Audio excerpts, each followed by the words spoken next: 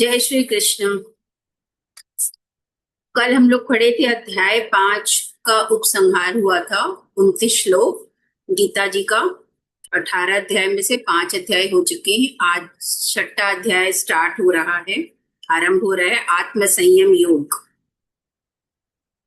इसमें कर्म योग की श्रेष्ठता के बारे में बताया गया है। तो स्क्रीन शेयर करते हैं।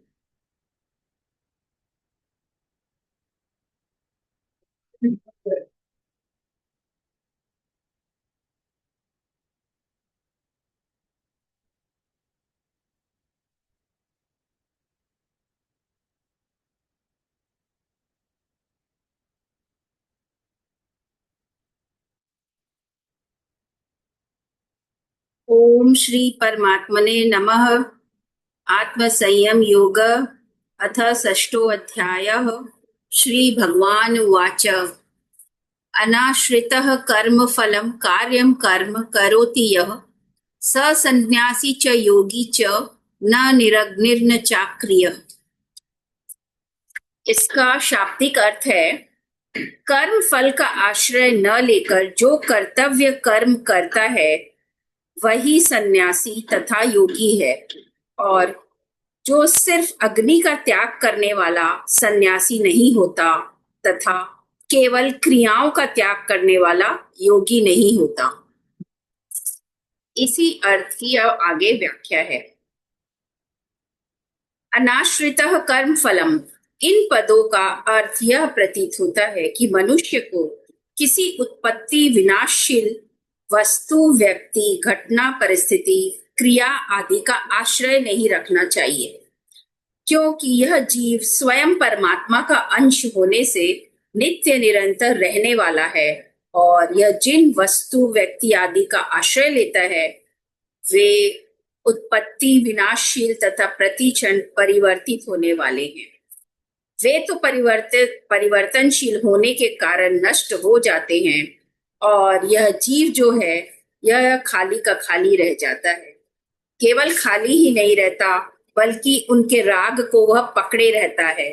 जब तक वह उनके राग को पकड़े रहता है तब तक उसका कल्याण नहीं होता, अर्थात वह राग उसके ऊंच नीच योनियों में जन्म लेने का कारण बन जाता है।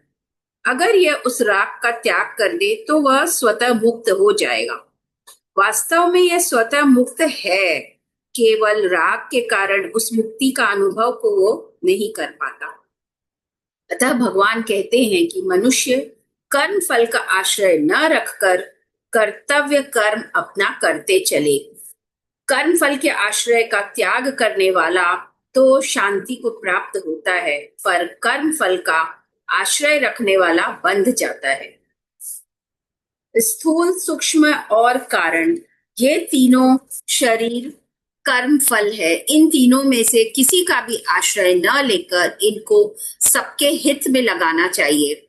जैसे स्थूल शरीर से क्रियाओं और पदार्थों को संसार का ही मानकर उनका उपयोग संसार की ही सेवा में करना चाहिए। सूक्ष्म शरीर से दूसरों का हित कैसे हो, सब सुखी कैसे हो, सबका उद्धार कैसे हो, ऐसा चिंतन करें, और कारण शरीर से होने वाले स्थिरता का भी फल संसार के हित के लिए ही अर्पण करें, क्योंकि ये तीनों शरीर अपने व्यक्तिगत नहीं है और अपने लिए भी नहीं है, बल्कि संसार के और संसार की सेवा के लिए है। इन तीनों की संसार के साथ अभिन्नता और अपने स्वरूप के साथ भिन्नता है। इस तरह इन तीनों का आश्रय न लेना ही कर्म फल का आश्रय न लेना है, और इन तीनों में से केवल संसार के हित के लिए कर्म करना है और कर्तव्य कर्म करना है। आश्रय न लेने का अर्थ हुआ कि साधन रूप से तो शरीर आदि को दूसरों के हित के लिए काम में लेना है, पर स्वयं उनका आश्रय नहीं लेना है, उनको अपना और अपने लिए नहीं मानना है, क्योंकि मनुष्य जन्म में शरीर आदि का महत्व नहीं है, बल्कि शरीर आदि के द्वारा किए जाने वाले साधन का महत्व है। संसार से मिली हुई चीज संसार को दे दे, संसार की सेवा में लगा दे तो हम सन्यासी हो गए, और मिली हुई चीज में अपनापन छोड़ दे तो हम त्यागी हो गए। संसार से मिली हुई चीज संसार को दे दें, संसार की सेवा में लगा दे तो हम सन्यासी हो गए, और मिली हुई चीज में अपनापन छोड़ दे तो हम त्यागी हो गए। कर्म फल का आश्रय न लेकर कर्तव्य कर्म करने से क्या होगा? अपने लिए कर्म न करने से नई आसक्ति तो बनेगी नहीं, और केवल दूसरों के हित के लिए कर्म करने से पुरानी आसक्ति मिट जाएगी तथा कर्म करने का वेग भी मिट जाएगा। इस प्रकार आसक्ति के सर्वथा मिटने से मुक्ति स्वतः सिद्ध है। उत्पत्ति विनाशशील वस्तुओं को पकड़ने का नाम बंधन है, और उनसे छूटने का नाम मुक्ति है। उन उत्पत्ति विनाशशील वस्तुओं से छूटने का उपाय है उनका आश्रय न लेना, अर्थात उनके साथ ममता न करना और अपने जीवन को उनके आश्रित न मानना। कार्यम कर्म करोति यः, कर्तव्य मात्र का नाम कार्य है। कार्य और कर्तव्य ये दोनों शब्द पर्यायवाची हैं। कर्तव्य कर्म उसे कहते हैं जिसको हम सुख पूर्वक कर सकते हैं, जिसको जरूर करना चाहिए और जिसका त्याग कभी नहीं करना चाहिए।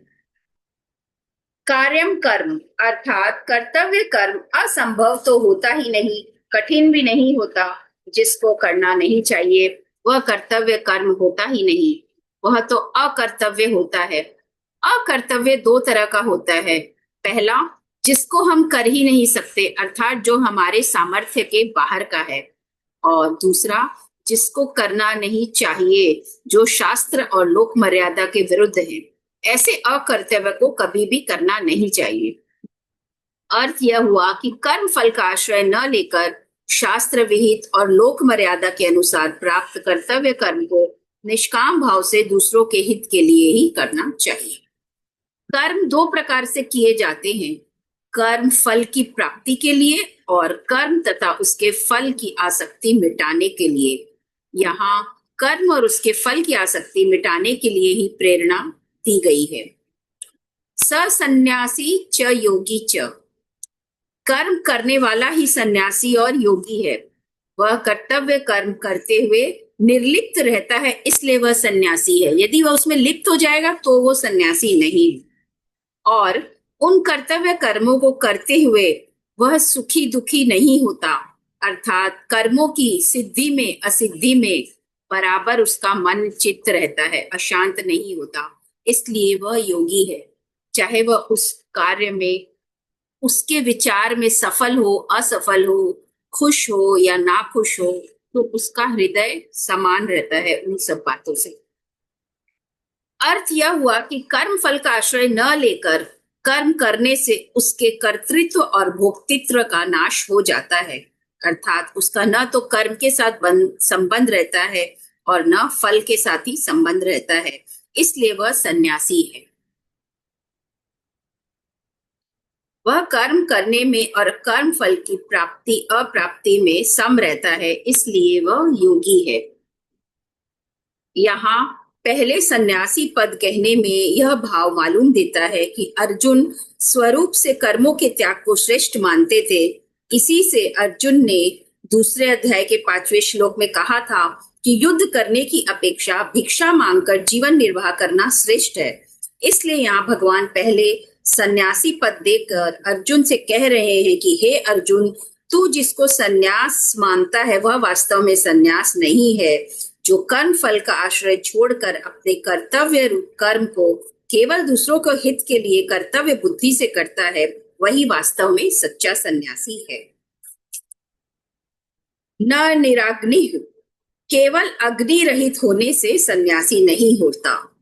इसका अर्थ है जिसने ऊपर से तो यज्ञ हवन आदि का त्याग कर दिया है, पदार्थों का त्याग कर दिया है, पर भीतर से क्रियाओं और पदार्थों का उसके अंदर राग है, महत्व है, प्रियता है, वह कभी सच्चा सन्यासी नहीं हो सकता।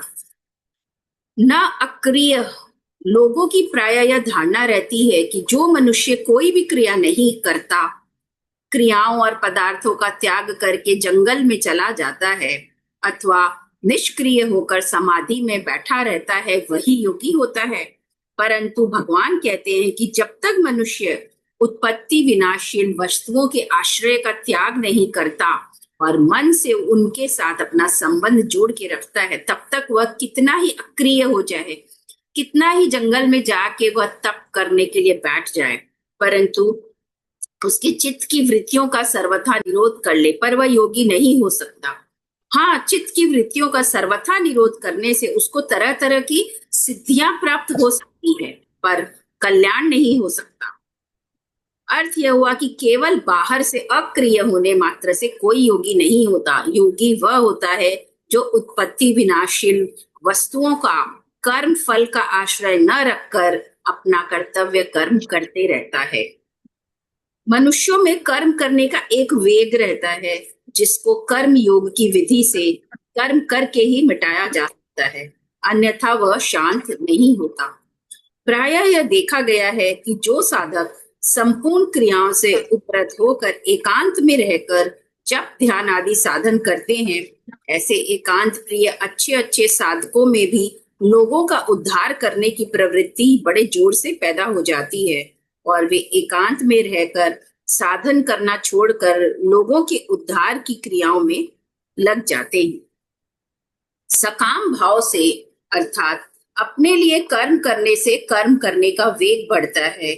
यह वेग तभी शांत होता है जब साधक अपने लिए कभी किंचित मात्र भी कोई कर्म नहीं करता। संपूर्ण कर्म केवल लोक हितार्थ ही करता है। इस तरह केवल निष्काम भाव से दूसरों के लिए कर्म करने से कम कर्म करने का वेग शांत हो जाता है और समता की प्राप्ति हो जाती है। समता की प्राप्ति होने पर समरूप परमात्मा तत्व का अनुभव हो जाता है। शरीर संसार में अहमता ममता करना कर्म का फल नहीं है। यह अहमता ममता तो मनुष्य की मानी हुई है, अतः यह बदलती रहती है।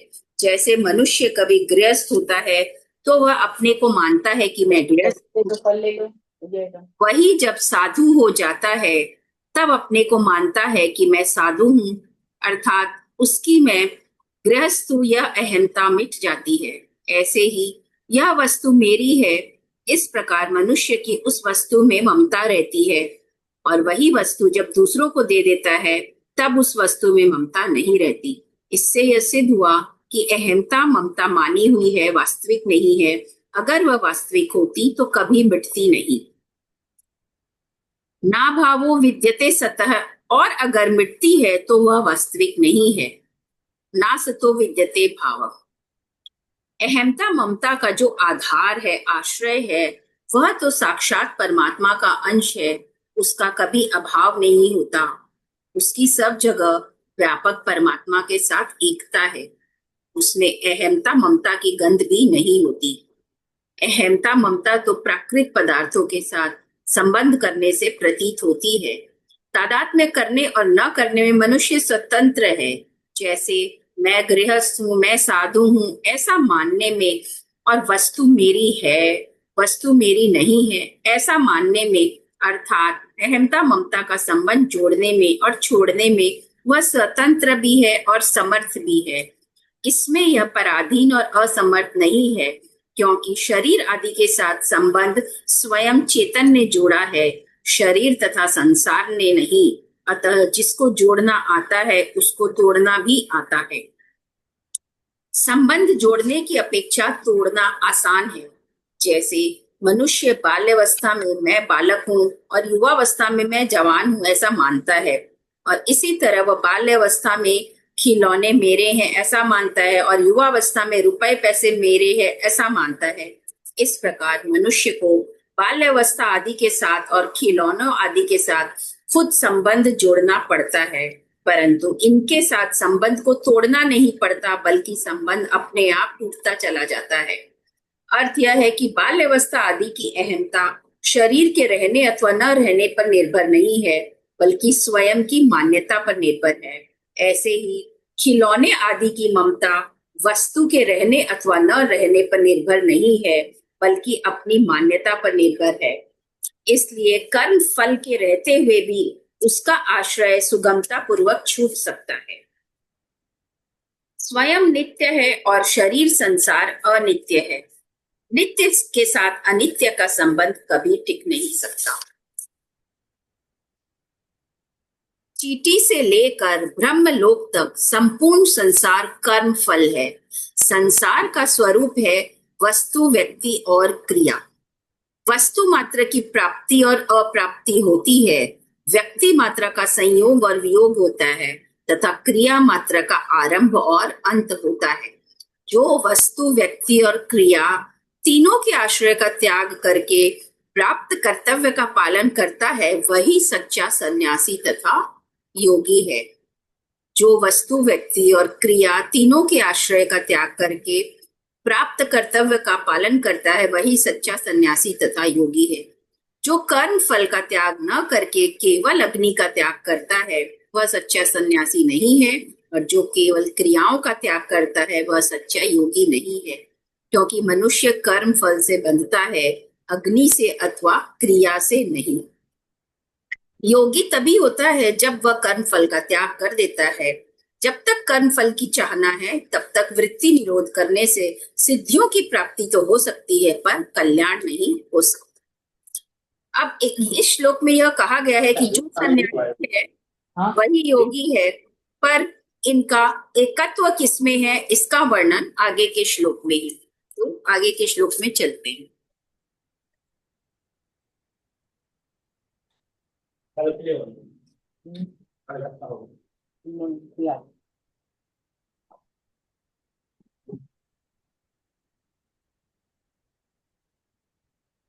कृपया अपने को म्यूट कर ले जिनका आवाज आ रहा है। यम संन्यासमिति प्राहुर्योगम तम विद्धि पांडव, न ह्यसन्यस्त संकल्पो योगी भवति कश्चन। इसका शाब्दिक अर्थ है, भगवान कह रहे हैं, हे अर्जुन, जिसको सन्यास ऐसा कहते हैं उसी को तुम योग समझो, क्योंकि संकल्पों का त्याग किए बिना मनुष्य कोई सा भी योगी नहीं हो सकता। यम संन्यास समिति प्राहुर योगम तम विद्धि पांडव। 5वें अध्याय के आरंभ में भगवान ने बताया था कि सांख्य योग और कर्म योग ये दोनों ही स्वतंत्रता से कल्याण करने वाले हैं तथा दोनों का फल भी एक ही है, अर्थात संन्यास और योग दो नहीं है, एक ही है। वही बात भगवान यहाँ कहते हैं कि जैसे सन्यासी सर्वथा त्यागी होता है, ऐसे ही कर्म योगी भी सर्वथा त्यागी होता है। भगवान ने कहा है कि फल और आसक्ति का सर्वथा त्याग करके जो नियत कर्तव्य कर्म केवल कर्तव्य मात्र समझकर किया जाता है, वह सात्विक त्याग है, और जिससे पदार्थों और क्रियाओं से सर्वथा संबंध विच्छेद हो जाता है और मनुष्य त्यागी अर्थात योगी हो जाता है। इसी तरह सन्यासी भी कर्तृत्व अभिमान का त्यागी होता है, अतः दोनों ही त्यागी है। अर्थ यह है कि योगी और सन्यास में कोई अंतर नहीं है।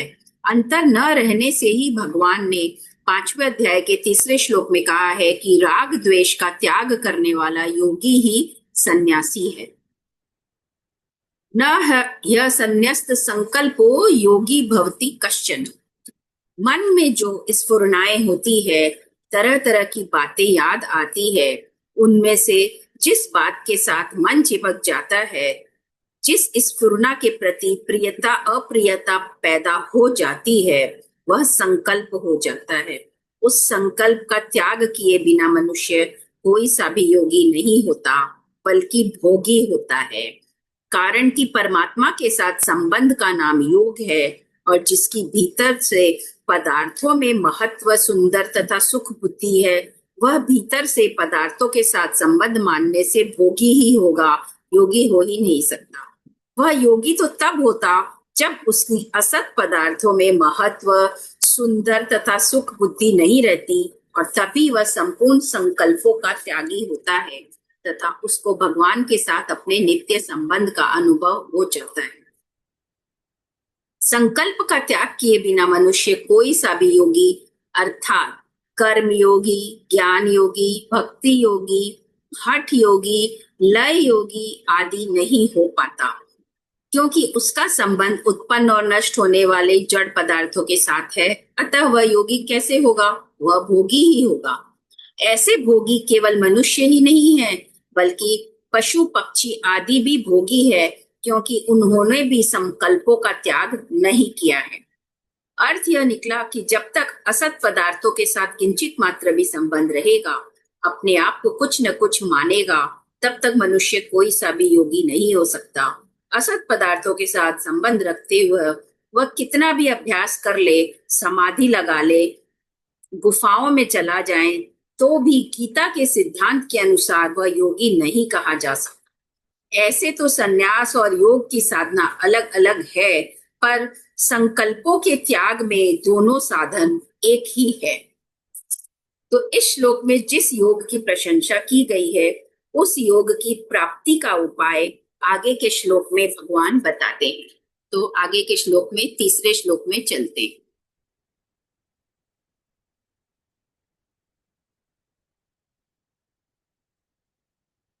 आरुरुक्षोर्मुनेर्योगं कर्म कारण मुच्यते, योगारूढ़स्य तस्यैव शमः कारण मुच्यते।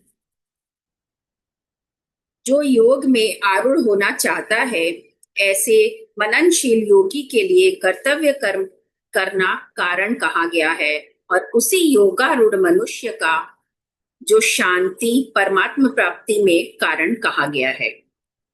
आरुरोक्षोर मुनेर्योगम कर्म कारण मुच्यते। जो समता में आरूढ़ होना चाहते हैं, ऐसे मननशील योगी के लिए योगारूढ़ होने में निष्काम भाव से कर्तव्य कर्म करना ही कारण है।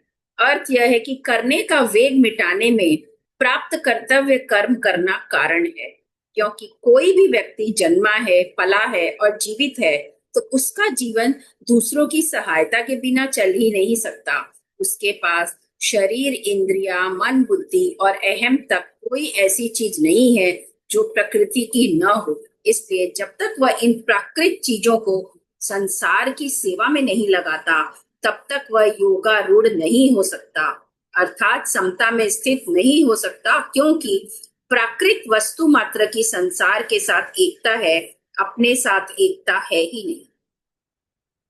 प्राकृतिक पदार्थों में जो अपनापन दिखता है, उसका तात्पर्य है कि उनको दूसरों की सेवा में लगाने का दायित्व हमारे पर है। अतः उन सबको दूसरों की सेवा में लगाने का भाव होने से संपूर्ण क्रियाओं का प्रवाह संसार की तरफ हो जाएगा और वह स्वयं योगारूढ़ हो जाएगा। यज्ञ के लिए अर्थात दूसरों के हित के लिए कर्म करने वालों के संपूर्ण कर्म लीन हो जाते हैं, अर्थात किंचित मात्र भी बंधन कारक नहीं होते।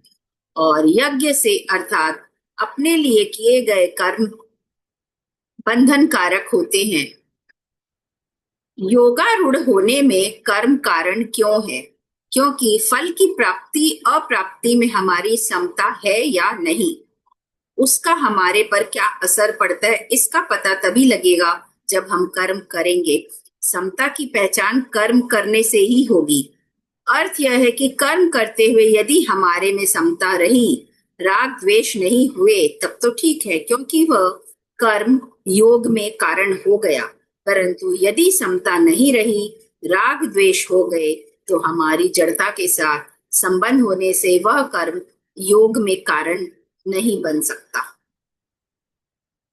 असत के साथ संबंध रखने से अशांति पैदा होती है। इसका कारण यह है कि असत पदार्थों जैसे कि शरीर आदि के साथ स्वयं का संबंध एक क्षण भी रह नहीं सकता, रहता भी नहीं, क्योंकि स्वयं सदा रहने वाला है और शरीर आदि मात्र पदार्थ प्रतिक्षण अभाव में जाते जा रहे हैं।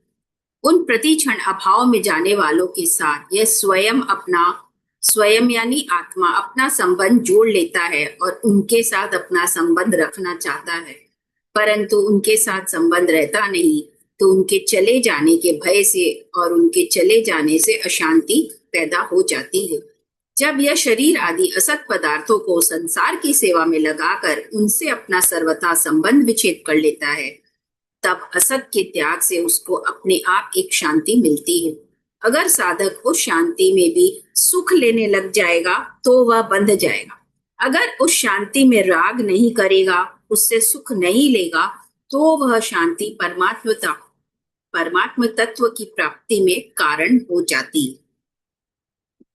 योगारूढ़ होने की इच्छा वाले साधक के लिए योगारूढ़ होने में निष्काम भाव से कर्म करना कारण है और उससे प्राप्त होने वाली शांति परमात्म प्राप्ति में कारण है। अर्थ यह है कि परमात्म प्राप्ति में कर्म कारण नहीं है, बल्कि कर्मों के संबंध विच्छेद से होने वाली शांति कारण है।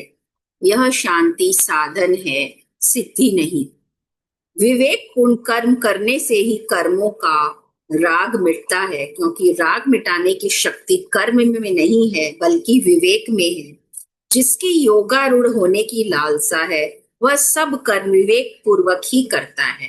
विवेक तब विकसित होता है जब साधक कामना की पूर्ति में परतंत्रता का और अपूर्ति में अभाव का अनुभव करता है। परतंत्रता और अभाव को कोई नहीं चाहता, जबकि कामना करने से ये दोनों ही नहीं छूटते। योगारूढ़ अवस्था में राजी नहीं होना है, क्योंकि राजी होने से साधक वहीं अटक जाएगा, जिससे परमात्मा प्राप्ति होने में बहुत समय लग जाएगा। जैसे पहले बालक की खेल में रुचि रहती है, परंतु बड़े होने पर जब वह उसकी रुचि रुपयों में हो जाती है, तब खेल की रुचि अपने आप मिट जाती है। ऐसे ही जब तक परमात्मा प्राप्ति का अनुभव नहीं हुआ है, तब तक उस शांति में रुचि रहती है। अर्थात शांति बहुत बढ़िया मालूम देती है, परंतु उस शांति का उपभोग न किया जाए, उससे उपराम हो जाए, तो उसकी रुचि अपने आप मिट जाती है और बहुत जल्दी परमात्मा प्राप्ति का अनुभव हो जाता है। योगारूढ़ होने में कर्म करना कारण है, अर्थात निस्वार्थ भाव से दूसरों के हित के लिए कर्म करते करते जब सबका वियोग हो जाता है, तब साधक योगारूढ़ हो जाता है। कर्मों की समाप्ति हो जाती है और योग नित्य रहता है। भोगी भी कर्म करता है और कर्म योगी भी कर्म करता है, पर उन दोनों के उद्देश्य में, नियत में बड़ा भारी अंतर रहता है। एक आसक्ति रखने के लिए, कामना पूर्ति के लिए कर्म करता है, और एक आसक्ति का त्याग करने के लिए कर्म करता है। भोगी अपने लिए कर्म करता है और कर्म योगी दूसरों के लिए कर्म करता है। अतः आसक्ति पूर्वक कर्म करने में समान होने पर भी जो आसक्ति त्याग के उद्देश्य से दूसरों के लिए कर्म करता है, वह योगी हो जाता है, योगारूढ़ हो जाता है। कर्म करने से ही योगी की पहचान होती है। यहाँ जिसको शांति कहा गया है, उसी को दूसरे अध्याय के 64वें श्लोक में अंतःकरण की प्रसन्नता कहा गया है। इस शांति में रमण न करने से निर्वाण परम शांति की प्राप्ति होती है। त्याग से शांति मिलती है। शांति में रमण न करने से अखंड रस मिलता है, और अखंड रस में भी संतोष न करने से अनंत रस मिलता है। योगारूढ़ कौन है, इसका उत्तर भगवान आगे के श्लोक में देते हैं, तो अगले श्लोक में चलते हैं।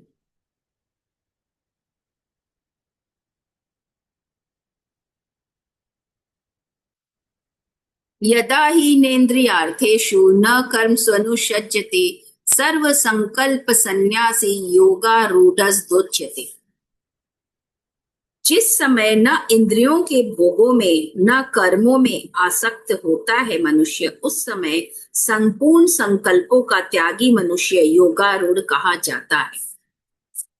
यदा हि नेन्द्रियार्थेषु, साधक इंद्रियों के अर्थों में प्रारब्ध के अनुसार प्राप्त होने वाले शब्द, स्पर्श, रूप, रस और गंध, इन पांचों विषयों में अनुकूल पदार्थ, परिस्थिति, घटना, व्यक्ति आदि में तथा शरीर के आराम, मान, बड़ाई आदि में आसक्ति न करे, इनका भोग बुद्धि से भोग न करे, इनमें राजी न हो, बल्कि यह अनुभव करे कि ये सब विषय पदार्थ आदि आए हैं और प्रति क्षण चले जा रहे हैं। ये आने जाने वाले और अनित्य हैं, फिर इनमें क्या राजी होना है। ऐसा अनुभव करके इनसे निर्लेप रहे, ये सब से आसक्त ना हो और इनसे निर्लेप रहे, इनमें लिप्त ना हो। इंद्रियों के भोग में आसक्त न होने का साधन है इच्छा पूर्ति का सुख न लेना। जैसे कोई मनचाही बात हो जाए, मनचाही वस्तु, व्यक्ति, परिस्थिति, घटना आदि मिल जाए और जिसको नहीं चाहता वह न हो तो मनुष्य उसमें प्रसन्न हो जाता है तथा उससे सुख लेता है। सुख लेने पर इंद्रियों के भोगों में आसक्ति बढ़ती है, उसकी आदत हो जाती है। अतः साधक को चाहिए कि अनुकूल वस्तु, पदार्थ, व्यक्ति आदि के मिलने की इच्छा न करे और बिना इच्छा के अनुकूल वस्तु आदि मिल जाए तो भी उसमें बहुत राजी ना हो। ऐसा होने से इंद्रियों के भोगों में आसक्ति नहीं होती।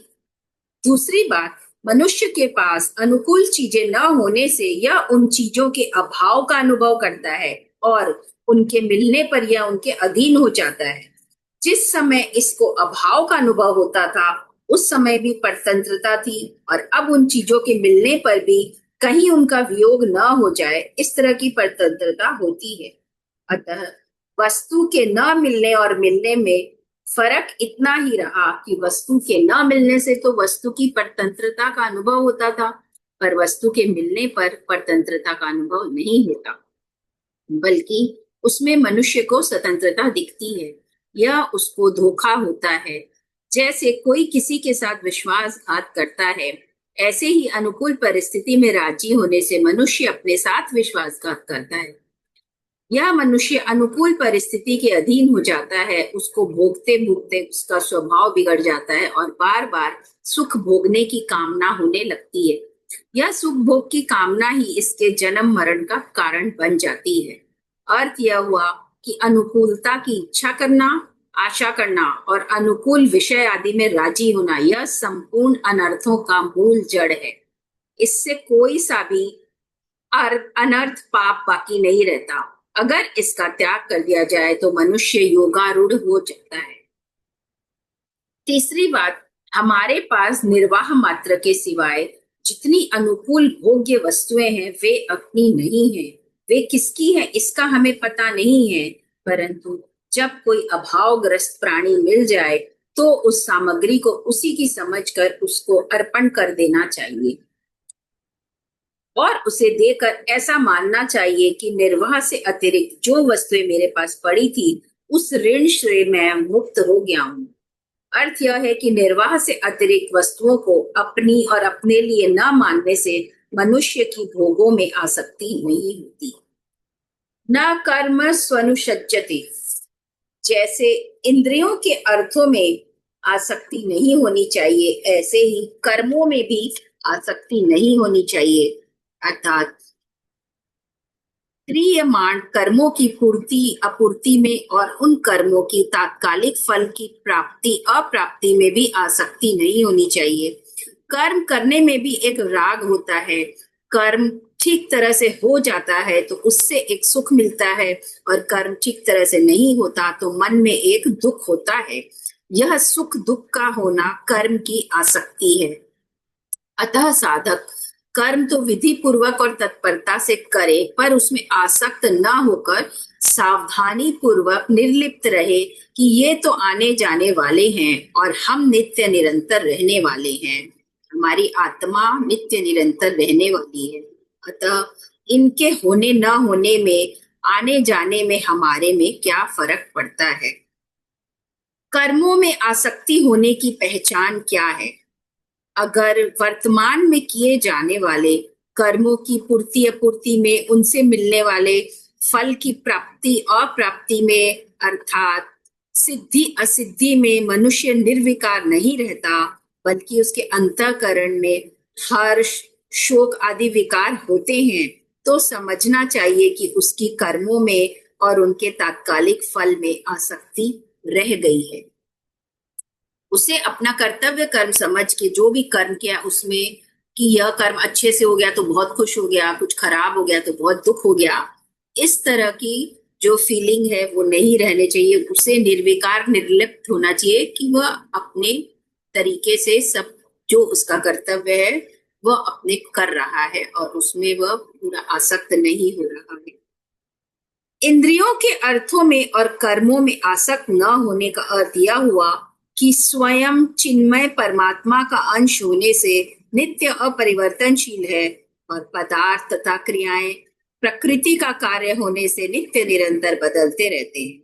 परंतु जब स्वयं उन परिवर्तनशील पदार्थों और क्रियाओं में आसक्त हो जाता है, तब यह उनके अधीन हो जाता है और बार बार जन्म मरण रूप महान दुखों का अनुभव करता रहता है। उन पदार्थों और क्रियाओं से अर्थात प्रकृति से सर्वथा मुक्त होने के लिए भगवान ने दो विभाग बताए हैं कि न तो इंद्रियों के अर्थों में अर्थात पदार्थों में आसक्ति करें और न कर्मों में क्रियाओं में आसक्ति करें। ऐसा करने पर मनुष्य योगारूढ़ हो जाता है। यहाँ एक बात समझने की है कि क्रियाओं में प्रियता प्रायः फल को लेकर ही होती है और फल होता है इंद्रियों के भोग। अतः इंद्रियों के भोग की आसक्ति सर्वथा मिट जाए तो क्रियाओं की आसक्ति भी मिट जाती है। फिर भी भगवान ने क्रियाओं की आसक्ति मिटाने की बात अलग क्यों कही? इसका कारण यह है कि क्रियाओं में भी एक स्वतंत्र आसक्ति होती है। फल इच्छा न होने पर भी मनुष्य में एक करने का वेग होता है। यह वेग ही क्रियाओं की आसक्ति है, जिसके कारण मनुष्य से बिना कुछ किए रहा नहीं जाता, वह कुछ न कुछ काम करता ही रहता है। यह आसक्ति मिटती है केवल दूसरों के लिए कर्म करने से अथवा भगवान के लिए कर्म करने से। इसलिए भगवान ने 12वें अध्याय में पहले अभ्यास योग बताया, परंतु भीतर में करने का वेग होने से अभ्यास में मन नहीं लगता। अतः करने का वेग मिटाने के लिए 10वें श्लोक में बताया कि साधक मेरे लिए ही कर्म करे। अर्थ है कि पारमार्थिक अभ्यास आदि करने में जिसका मन नहीं लगता, भीतर में कर्म करने का वेग पड़ा है, तो वह भक्ति योग का साधक केवल भगवान के लिए ही कर्म करे। इससे उसकी आसक्ति मिट जाएगी। ऐसे ही कर्म योग का साधक केवल संसार के हित के लिए ही कर्म करे तो उसका करने का जो वेग है, आसक्ति है, वो मिट जाएगा। जैसे कर्म करने की आसक्ति होती है, ऐसे ही कर्म न करने की भी आसक्ति होती है। कर्म न करने की आसक्ति भी नहीं होनी चाहिए, क्योंकि कर्म न करने की आसक्ति आलस्य और प्रमाद पैदा करती है, जो कि तामसी वृत्ति है, और कर्म करने की आसक्ति व्यर्थ चेष्टाओं में लगाती है, जो कि राजसी वृत्ति है। वह योगारूढ़ कितने दिनों में, कितने महीनों में अथवा कितने वर्षों में होगा, इसके लिए भगवान यहाँ यदा और तदा पद देकर बताते हैं कि जिस काल में मनुष्य इंद्रियों के अर्थों में और क्रियाओं में सर्वथा आसक्ति रहित हो जाता है, तभी वह योगारूढ़ हो जाता है। जैसे किसी ने यह निश्चय कर लिया कि मैं आज से कभी इच्छा पूर्ति का सुख नहीं लूंगा, अगर वह अपने इस निश्चय पर दृढ़ रहे तो वह आज अभी ही योगारूढ़ हो जाएगा। पदार्थों और क्रियाओं में आसक्ति करने और न करने में भगवान ने मनुष्य मात्र को स्वतंत्रता दी है कि तुम साक्षात मेरे अंश हो और ये पदार्थ और क्रियाएं प्रकृति जन्य हैं। इनमें पदार्थ भी उत्पन्न और नष्ट होने वाले हैं और क्रियाओं का भी आरंभ और अंत होता है। अतः यह हमेशा रहने वाले नहीं है। तुम हमेशा रहने वाले हो। तुम नित्य होकर भी अनित्य में फंस जाते हो, अनित्य में आसक्ति प्रियता कर लेते हो। इससे तुम्हारे हाथ कुछ नहीं लगता, केवल दुख ही दुख पाते रहते हो।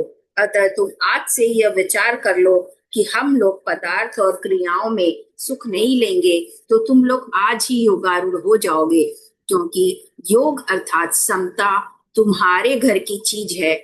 समता तुम्हारा स्वरूप है और स्वरूप सत्य है। सत का कभी अभाव नहीं होता और असत का कभी भाव नहीं होता।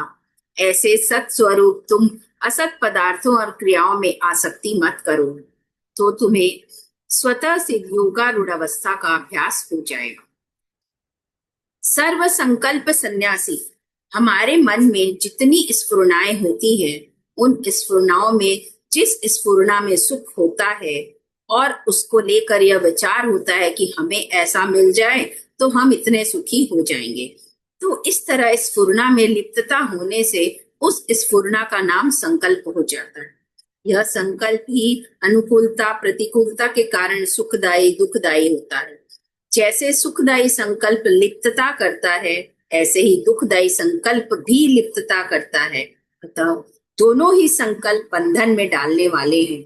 उनसे हानि के सिवाय कुछ नहीं मिलेगा, क्योंकि संकल्प न तो अपने स्वरूप का बोध देता है, न दूसरों की सेवा करने देता है, न भगवान में प्रेम होने देता है, न भगवान में मन लगने देता है, न अपने नजदीक के कुटुंबियों के अनुकूल ही बनने देता है। अर्थ यह है कि अपना संकल्प रखने से न अपना हित होता है, न संसार का हित होता है, न कुटुंबियों की कोई सेवा होती है, न भगवान की प्राप्ति होती है, और न अपने स्वरूप का बोध ही होता है। इससे केवल हानि ही हानि होती है। ऐसा समझकर साधक को संपूर्ण संकल्पों से रहित हो जाना चाहिए, जो कि वास्तव में है ही। मन में होने वाली स्फुरना यदि संकल्प का रूप धारण न करे तो वह स्फुरना नष्ट हो जाती है। स्फुरना होने मात्र से मनुष्य की उतनी हानि नहीं होती, पतन भी नहीं होता, परंतु समय तो नष्ट होता ही है। अतः वह स्फुरना भी त्याग करने के योग्य है। पर संकल्पों का त्याग तो साधक को जरूर ही करना चाहिए, क्योंकि संकल्पों का त्याग किए बिना अर्थात अपने मन की छोड़े बिना साधक योगारूढ़ नहीं होता, और योगारूढ़ हुए बिना परमात्मा की प्राप्ति नहीं होती, कृतकृत्यता नहीं होती, मनुष्य जन्म सार्थक नहीं होता, भगवान में प्रेम नहीं होता, दुखों का सर्वथा अंत नहीं होता। दूसरे श्लोक में तो भगवान ने कहा है कि संकल्पों का त्याग किए बिना मनुष्य कोई सा भी योगी नहीं होता। संकल्पों का त्याग करने से मनुष्य योगारूढ़ हो जाता है। इसका अर्थ यह निकला कि साधक को किसी प्रकार का संकल्प नहीं रखना चाहिए। संकल्पों के त्याग के उपाय। पहला उपाय, भगवान ने हमारे लिए अपनी तरफ से अंतिम जन्म मनुष्य जन्म दिया है कि तुम इससे अपना उद्धार कर लो। अतः हमें मनुष्य जन्म के अमूल्य मुक्तिदायक समय को निरर्थक संकल्पों में बर्बाद नहीं करना है। ऐसा विचार करके संकल्पों को हटा दे। दूसरा उपाय, कर्म योग के साधक को अपने कर्तव्य का पालन करना है। कर्तव्य का संबंध वर्तमान से है, भूत और भविष्य काल से नहीं, परंतु संकल्प विकल्प भूत और भविष्य काल के होते हैं, वर्तमान के नहीं। अतः साधक को अपने कर्तव्य का त्याग करके भूत भविष्य काल के संकल्प विकल्पों में नहीं फंसना चाहिए, बल्कि आसक्ति रहित होकर अपना जो कर्तव्य कर्म करना चाहिए उसी में लगे रहना चाहिए। तीसरा, ज्ञान योग के साधक को इस बात पर दृढ़ रहना चाहिए कि वास्तव में सत्ता एक परमात्मा तत्व की ही है, संकल्पों की, संसार की सत्ता नहीं है। इसलिए कोई संकल्प आए तो वह उससे उदासीन रहे, उसमें न राग करे, न द्वेष करे, न अहंकार घमंड करे। चौथा, भक्ति योग के साधक को विचार करना चाहिए कि मन में जितने भी संकल्प आते हैं वे प्रायः भूतकाल के आते हैं जो कि अभी नहीं है, अथवा भविष्य काल के आते हैं जो कि आगे होने वाला है, अर्थात जो अभी नहीं है। जो अभी नहीं है उसके चिंतन में समय बर्बाद करना, और जो भगवान अभी हैं, अपने में हैं, अपने अंदर हैं, उनका चिंतन न करना, यह कितनी बड़ी गलती है। ऐसा विचार करके संकल्पों को हटा दें। योगारूढ़स् दोच्यते, सिद्धि असिद्धि में सम रहने का नाम योग है। किसी भी कर्तव्य को करने से यदि मन में ये है कि यह काम मेरा सिद्ध हो गया, यह काम नहीं सिद्ध हुआ, उसमें आसक्ति नहीं होना चाहिए। अपने कर्तव्य कर्म के फल की इच्छा पे ध्यान नहीं देना चाहिए। इस योग अर्थात समता पर आरूढ़ होना, स्थित होना ही योगारूढ़ होना है। योगारूढ़ होने पर परमात्मा की प्राप्ति हो जाती है। दूसरे श्लोक में भगवान ने यह कहा था कि संकल्पों का त्याग किए बिना कोई सा भी योग सिद्ध नहीं होता, और यहाँ कहा है कि संकल्पों का सर्वथा त्याग कर देने से वह योगारूढ़ हो जाता है। इससे सिद्ध होता है कि सभी तरह के योगों से योगारूढ़ अवस्था प्राप्त होती है, जबकि यहाँ कर्म योग का ही प्रकरण है, पर संकल्पों का सर्वथा त्याग करने से योगारूढ़ अवस्था में सब एक हो जाते हैं। यहाँ परिशिष्ट भाव है कि योगारूढ़ की पहचान क्या है। इसके लिए यहाँ 3 बातें बताई गई हैं। पदार्थों यानी वस्तुओं तथा व्यक्तियों में आसक्ति न होना, क्रियाओं में आसक्ति न होना और संपूर्ण संकल्पों का अर्थात मनचाही का त्याग होना। अर्थ यह है कि इंद्रियों के भोग में और क्रियाओं में आसक्ति न हो और भीतर से ये आग्रह भी न हो कि ऐसा होना चाहिए, ऐसा नहीं होना चाहिए। जिसकी न तो पदार्थों में आसक्ति है, न पदार्थों के अभाव में आसक्ति है, न क्रियाओं में आसक्ति है और न क्रियाओं के अभाव में आसक्ति है, तथा न कोई संकल्प है, वह योगारूढ़ है।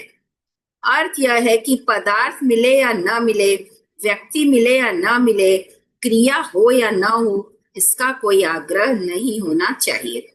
साधक को विचार करना चाहिए कि ऐसी कौन सी वस्तु है जो सदा हमारे पास रहेगी और हम सदा उसके पास रहेंगे। ऐसा कौन सा व्यक्ति है जो सदा हमारे साथ रहेगा और हम सदा उसके साथ रहेंगे। ऐसी कौन सी क्रिया है जिसको हम सदा करते रहेंगे और जो सदा हमसे होती रहेगी। सदा के लिए हमारे साथ न कोई वस्तु रहेगी, न कोई व्यक्ति रहेगा और न कोई क्रिया रहेगी। एक दिन हमें वस्तु, व्यक्ति और क्रिया से रहित होना ही पड़ेगा। अगर हम वर्तमान में ही उनके वियोग को स्वीकार कर ले, उनसे असंग हो जाएं, तो जीवन मुक्ति स्वतः सिद्ध है।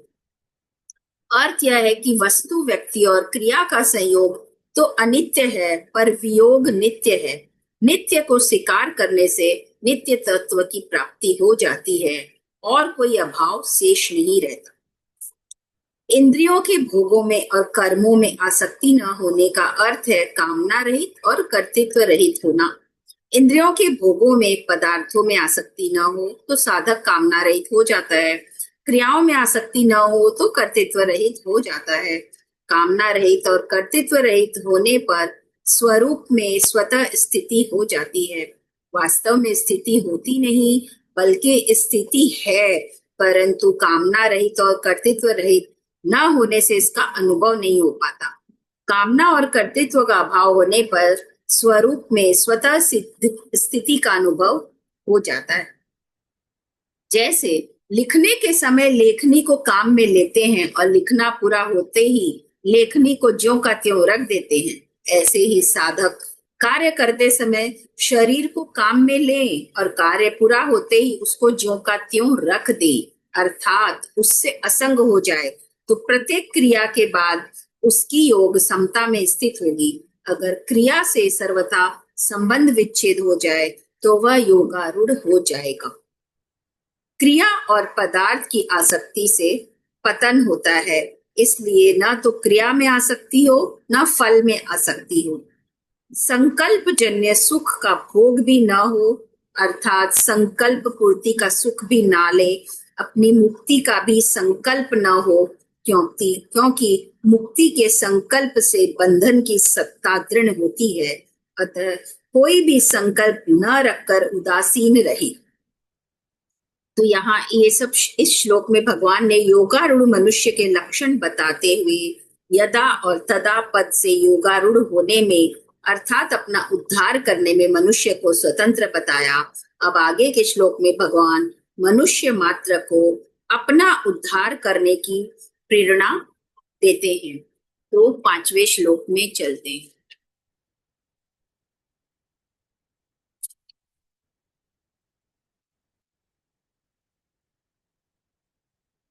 5वां श्लोक आज करें कि कल?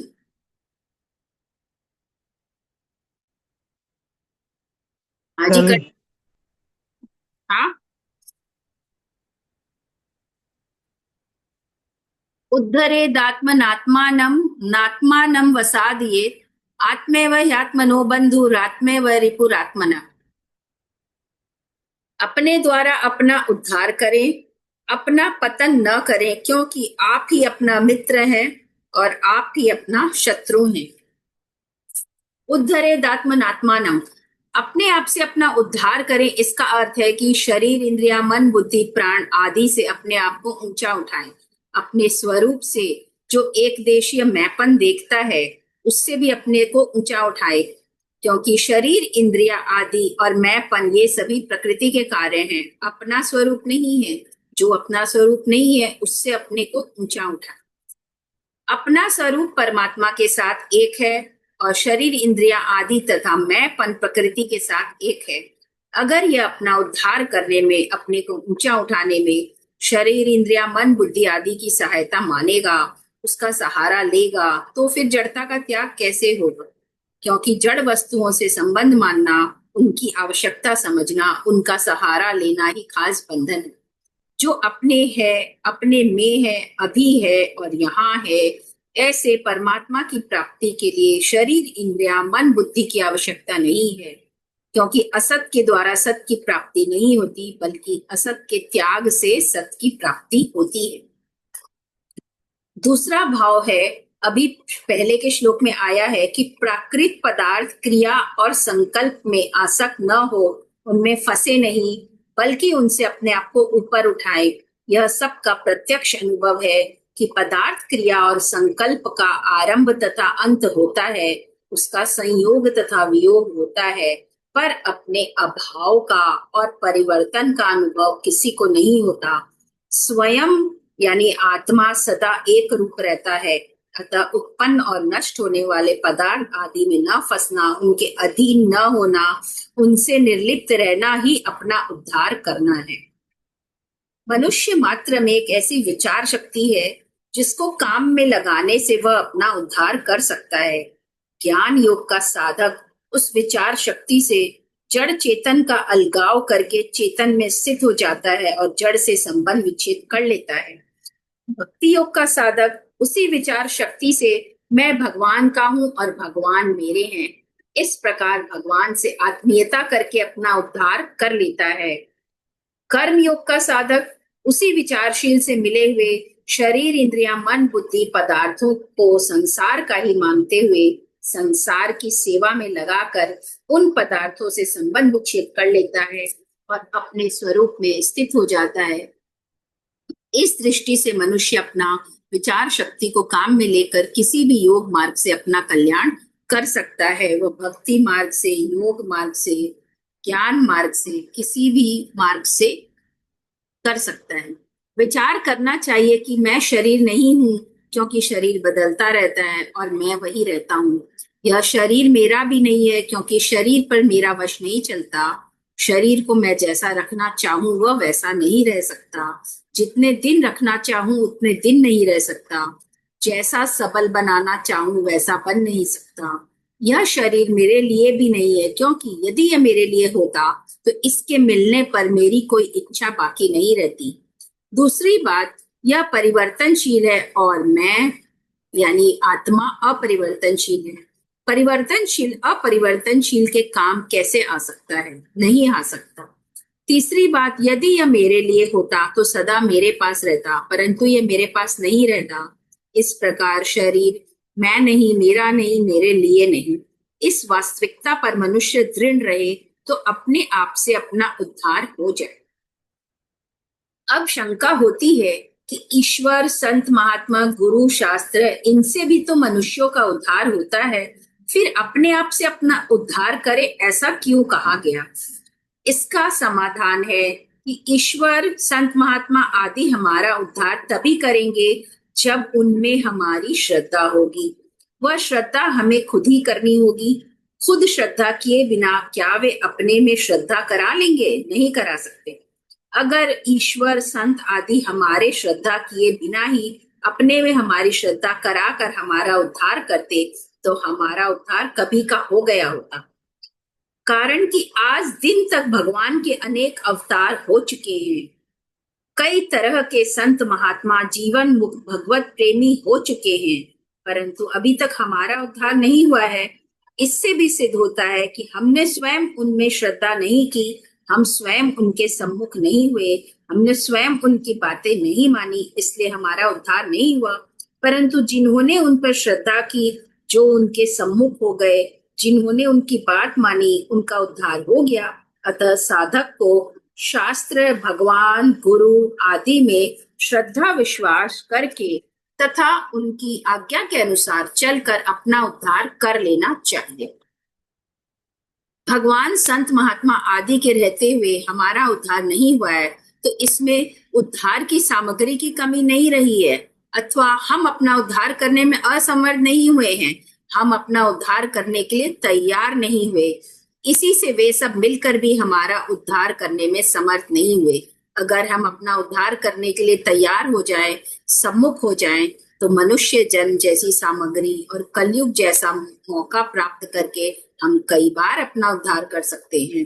पर यह तब होगा जब हम स्वयं अपना उद्धार करना चाहेंगे। दूसरी बात, स्वयं ने ही अपना पतन किया है, अर्थात इसने ही संसार के संबंध को पकड़ा है, संसार ने इसको नहीं पकड़ा है। जैसे बाल्यावस्था को इसने छोड़ा नहीं, बल्कि वह स्वाभाविक ही छूट गई। फिर इसने जवानी के संबंध को पकड़ लिया कि मैं जवान हूं, पर इसका जवानी के साथ भी संबंध नहीं रहेगा। अर्थ यह हुआ कि अगर यह नया संबंध नहीं जोड़े, तो पुराना संबंध स्वाभाविक ही छूट जाएगा, जो कि स्वतः छूट ही रहा है। पुराना संबंध तो रहता नहीं और नया संबंध यह जोड़ लेता है। इससे सिद्ध होता है कि संबंध जोड़ने और छोड़ने में स्वतंत्र और समर्थ है। अगर यह नया संबंध न जोड़े, अपना उद्धार अपने आप ही कर सकता है। शरीर संसार के साथ जो संयोग है, जो संबंध है, उसका प्रति क्षण अपने आप वियोग हो रहा है। उस स्वतः होते हुए वियोग को संयोग अवस्था में ही स्वीकार कर ले, तो यह अपने आप से अपना उद्धार कर सकता है। नात्मानं वसादैवे, यह अपने आप को पतन की तरफ न ले जाएं। इसका अर्थ यह है कि परिवर्तनशील प्राकृतिक पदार्थों के साथ अपना संबंध न जोड़े, उनको महत्व देकर उनका दास न बने, अपने को उनके अधीन न माने, अपने लिए उनकी आवश्यकता न समझे। जैसे किसी को धन मिला, पद मिला, अधिकार मिला, तो उनके मिलने से यह अपने को बड़ा, श्रेष्ठ और स्वतंत्र मानता है। पर विचार करके देखे कि यह स्वयं बड़ा हुआ कि धन, पद, अधिकार बढ़े हुए। स्वयं चेतन और एक रूप रहते हुए भी इन प्राकृतिक चीजों के पराधीन हो जाता है और अपना पतन कर लेता है। बड़े आश्चर्य की बात है, इस पतन में भी वह अपना उत्थान मानता है और उनके अधीन होकर भी अपने को स्वाधीन मानता है। आत्मैव ह्यात्मनो बंधु, यह आप ही अपना बंधु है, अपने सिवाय और कोई बंधु है ही नहीं। अतः स्वयं को किसी की जरूरत नहीं है, इसको अपने उद्धार के लिए किसी योग्यता की जरूरत नहीं है। शरीर, इंद्रिया, मन, बुद्धि आदि की जरूरत नहीं है। किसी वस्तु, व्यक्ति, परिस्थिति की भी जरूरत नहीं है। अर्थ यह है कि प्राकृतिक पदार्थ इसके साधक अथवा बाधक नहीं है, यह स्वयं ही अपना उद्धार कर सकता है, इसलिए यह स्वयं ही अपना बंधु है। हमारे जो सहायक है, रक्षक है, उद्धारक है, उनमें भी जब हम श्रद्धा भक्ति करेंगे, उनकी बात मानेंगे, तभी वे हमारे बंधु होंगे, सहायक होंगे। अतः मूल में हम ही हमारे बंधु है, क्योंकि हमारे माने बिना, हमारे श्रद्धा विश्वास किए बिना वे हमारा उद्धार नहीं कर सकते। यह नियम है। आत्मैव रिपुरात्मनः, यह आप ही अपना शत्रु है, अर्थात जो अपने द्वारा अपने आप का उद्धार नहीं करता, वह अपने आप का खुद शत्रु है। अपने सिवाय इसका कोई दूसरा शत्रु नहीं है। प्रकृति के कार्य, शरीर, इंद्रिया, मन, बुद्धि आदि भी इसका उपकार करने में समर्थ नहीं है। ये शरीर, इंद्रिया आदि जैसे इसका उपकार नहीं कर सकते, ऐसे ही इसका अपकार भी नहीं कर सकते और उपकार भी नहीं कर सकते। जब स्वयं उन शरीर आदि को अपना मान लेता है, तो वह स्वयं ही अपना शत्रु बन जाता है। अर्थ यह है कि उन प्राकृतिक पदार्थों से अपनेपन की स्वीकृति ही अपने साथ अपनी शत्रुता है। श्लोक के उत्तरार्ध में 2 बार एव पद देने का अर्थ है कि अपना मित्र और शत्रु आप ही हैं, दूसरा कोई मित्र और शत्रु हो ही नहीं सकता और होना संभव भी नहीं है। प्रकृति के कार्य के साथ किंचित मात्र भी संबंध न मानने से यह आप ही अपना मित्र है, और प्रकृति के कार्य के साथ किंचित मात्र भी संबंध मानने से यह आप ही अपना शत्रु है। अपने उद्धार और पतन में मनुष्य स्वयं ही कारण होता है, दूसरा कोई नहीं। भगवान ने मनुष्य शरीर दिया है तो अपने कल्याण की सामग्री भी पूरी दी है, इसलिए अपने कल्याण के लिए दूसरे की जरूरत नहीं है। पतन भी दूसरा नहीं करता, जीव खुद ही गुणों का संग करके जन्म मरण में पड़ा रहता है। गुरु संत और भगवान भी तभी उद्धार करते हैं जब मनुष्य स्वयं उन पर श्रद्धा विश्वास करता है, उनको स्वीकार करता है, उनके सम्मुख होता है, उनके शरण होता है, उनकी आज्ञा का पालन करता है। अगर मनुष्य उनको स्वीकार ना करे तो वे कैसे उद्धार करेंगे? नहीं कर सकते। खुद शिष्य ना बने तो गुरु क्या करेंगे? जैसे दूसरा व्यक्ति भोजन तो दे देगा, पर भूख तो खुद की ही चाहिए। खुद की भूख ना हो तो दूसरों के द्वारा दिया गया भोजन भी किस काम का? ऐसे ही खुद की लगन ना हो तो गुरु का, संत महात्माओं का उपदेश किस काम का? गुरु संत और भगवान का कभी अभाव नहीं होता। अनेक बड़े बड़े संत होते आए हैं, गुरु होते आए हैं, भगवान के अवतार होते आए हैं, पर अभी तक हमारा उद्धार नहीं हुआ है। तो इससे सिद्ध होता है कि हमने ही उनको स्वीकार नहीं किया। अतः अपने उद्धार और पतन में हम ही कारण हैं। जो अपने उद्धार और पतन में दूसरे को कारण मानता है, उसका उद्धार कभी भी नहीं हो सकता है। वास्तविक दृष्टि से देखें तो भगवान भी विद्यमान है, गुरु भी विद्यमान है, तत्व ज्ञान भी विद्यमान है और अपने में योग्यता सामर्थ्य भी विद्यमान है। केवल नाशवान सुख की आसक्ति से ही उनके प्रकट होने में बाधा लग रही है। नाशवान सुख की आसक्ति मिटाने की जिम्मेवारी हमारे पर, साधक पर, खुद पर है, क्योंकि उसी ने आसक्ति की है। गुरु बनना या बनाना गीता का सिद्धांत नहीं है। मनुष्य आप ही अपना गुरु है, इसलिए उपदेश अपने को ही देना है। जब सब कुछ परमात्मा ही है, वासुदेवः सर्वम, तो फिर दूसरा गुरु कैसे बने और कौन किसको उपदेश दे? अतः उद्धरेदात्मनात्मानम का अर्थ है कि दूसरे में कमी न देखकर अपने में ही कमी देखे और उसको दूर करने की चेष्टा करें। अपने को ही उपदेश दें, आप ही अपना गुरु बने, आप ही अपना नेता बने और आप ही अपना शासक बने। तो इस श्लोक में भगवान ने बताया कि यह स्वयं ही अपना मित्र है और स्वयं ही अपना शत्रु है। अतः स्वयं अपना मित्र और शत्रु कैसे है, इसका उत्तर भगवान आगे के श्लोक में देंगे, जो कि हम लोग कल पढ़ेंगे। आज यहाँ श्लोक 5 तक। तो किसी को कुछ बोलना, शेयर करना कुछ भी है तो बोल सकते हैं।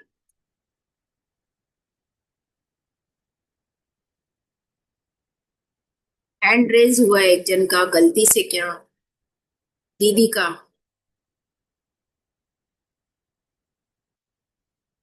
तो कोई कुछ बोलना है या शेयर करना है तो बोलिए।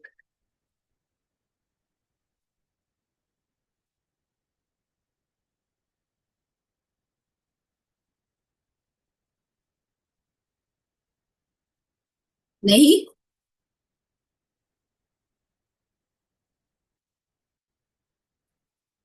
तो आज हम लोगों ने अध्याय 6 के श्लोक 5 तक किया है। कल से श्लोक 6 से करेंगे। जय श्री कृष्णा। राधे राधे। जय श्री कृष्णा।